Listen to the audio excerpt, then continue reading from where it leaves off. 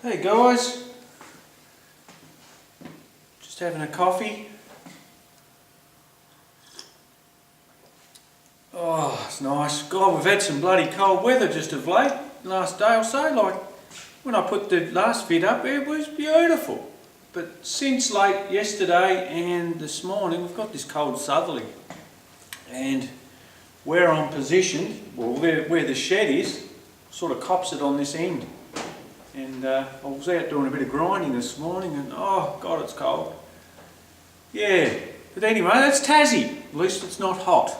And I hate the heat, guys, I really do. I struggle in it. Us Tasmanians don't like it too cold, but we don't like it hot.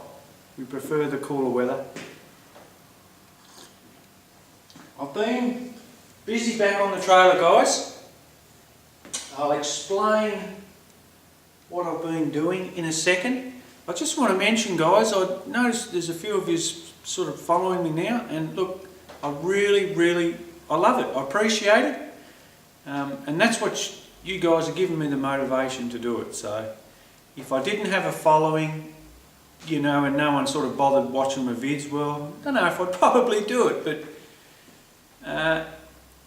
yeah, I really appreciate it, and it keeps me, like I said, it keeps me going and motivated, and I love sharing what I'm doing with you guys. And if you're interested in it, you know, I'll keep putting them up. So yeah, what I've done, guys, I've actually got that third axle in. I did show you in that other little vid, and I've been racking my brain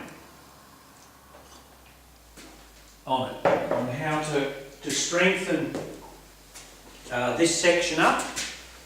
Now that we're sort of making it all as one, because you've got to remember, guys, what's going to happen is, because it's solid axle, just imagine me driving out of a service station or something and getting back onto the road, and sometimes you have that little dip transition from the, or you do it, actually at our servo you do, all the weight's going to get transferred to the back of the wheels just for that moment at times when you go through a bit of a dip.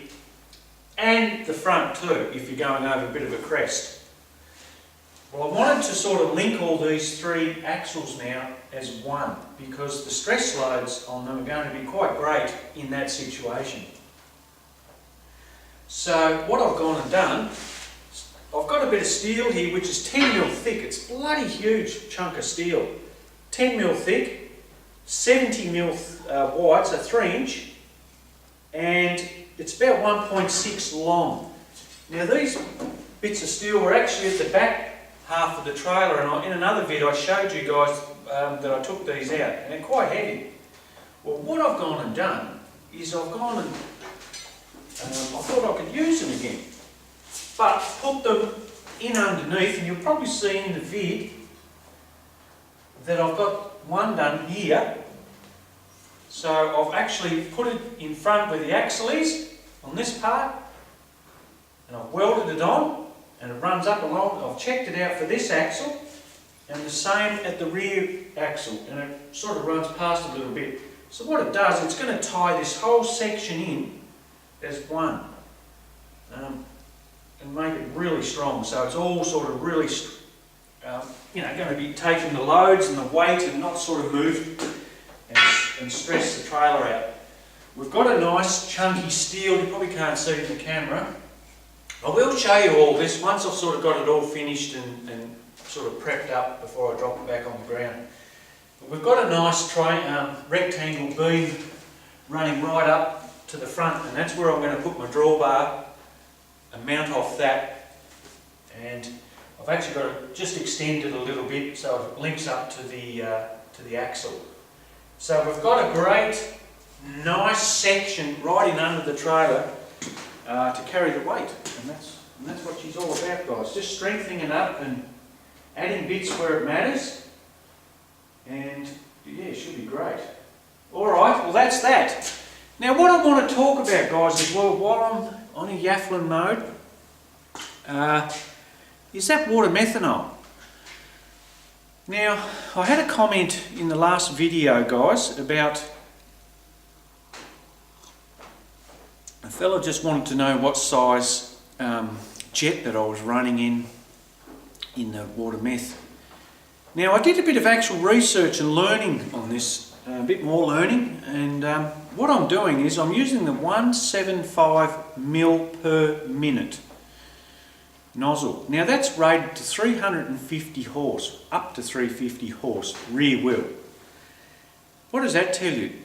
It tells you that because I can't ingest any more methanol, water methanol, it tells you that I'm running way too much fuel, because it says in the pamphlet as well that I should be targeting around 12.5 to 1 ratio. And that's what my fuel should be, so I can ingest a little bit more water methanol. So that was interesting, guys. I knew that it had to be that, but I didn't think that.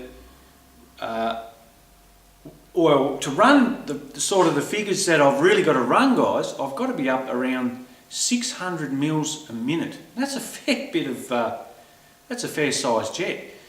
So by pulling a lot of fuel out of it and then adding the water meth to compensate is what's going to be needed. So yeah, very interesting little read and learning on that, because at the end of the day I'm still running on that intercooler tune, if you understand what I mean. So I've got the fat fueling going on, getting the additional benefit of the cooler charge air, but no good with the water methanols. That's why I can only ingest a tiny little bit into it, because it just can't handle it. But we'll sort that out, guys. We're going to pull some jetting out of it and try and sort of get up to the 12.5 sort of target. And obviously I'll have to ramp up the water methanol. But actually I want to try to start with, just see if it can introduce the second stage up in the boost level. Pull some jetting out of it. I might actually go back, I think I've got 82s, I might go back to 79s, 80s, and then see if I can introduce that second stage. Keep the timing where it is, don't sort of play with that at the minute. And that's where I'll sort of want to shoot with it, guys. But very interesting, you know, to note that because you're adding the methanol, that's a fuel as well too. So it's, oh, look, it's a phenomenal thing, this water meth. I'm really, the more I sort of keep diving into it, the more I'm picking up and learning about it. And it's very impressive. It is very impressive. I can understand the guys running E85 because it is a good fuel. It's very, you know, it's the same principle. But for me, you know, with the pump fuel, ease of start, don't have to change anything, but just add to it when I need it. That is just, that's, for me, that's incredible stuff. And you know, in the state where I live, there's not a lot of this water methanol, guys.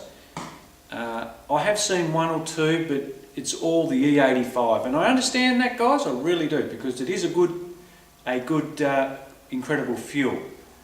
But like I said in other vids, if you can get the consistency of the E85 and you know batch after, or every time you go and fill up, it's the same, that's where I'm a little bit funny about it, because I don't have like I said, a flex fuel sensor.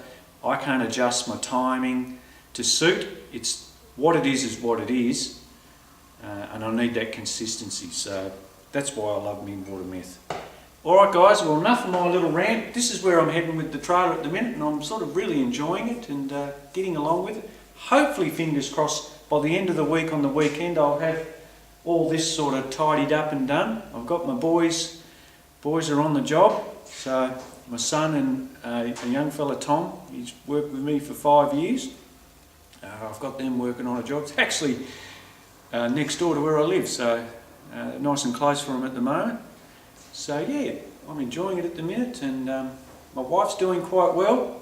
For those that want to know, she's not too bad at the moment, just simmering along nice and steady, and yeah, so we're pretty sort of happy household at the moment, guys. So I hope you are enjoying my vids. I do put a lot of effort into it, and I do, once I get this trailer sorted, guys, I really want to get back out on that track, and I want to play around with the car and sort of get some more laps in. I'm not 100% certain whether I'll get to the, fingers crossed I'll get to the last meet of the year, but if not, they do private practices all the time. So once I get this sort of dialed in, and we'll be heading out and doing a day here, day there, try and play a bit of catch up, get some tuning done, and I want to do videos on that and show you guys how I'm progressing on with it in a little bit more detail. And then, you know, like I said, I'll get this wall moved and we'll bring that ute down and we'll start on that.